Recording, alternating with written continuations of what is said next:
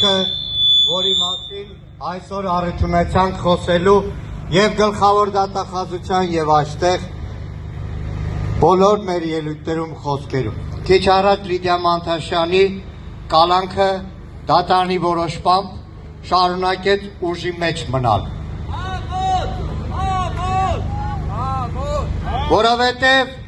Որովհետև իրականում եւ մահակ եւ բլիթ այդ քաղաքականությունը դատական, քննչական բոլոր մարմինների իշխանությանը ենթարկվող այդ իրավապահ համակարգի քաղաքականությունն է, որտեղ այս իշխանության վրեժը, այս իշխանության չարակամությունը եւ մինչեւ վերջ փորձել մարդկանց ճնշելը այլևս դարձել է համակարգային։ Իհարկե պետք է տեսնել Լիդիայի ժպիտը դատարանի դահլիճում ու հասկանալ, որ Լիդիան եւ մյուսները, որ այսօր շարունակում են մնալ կալանքի տակ,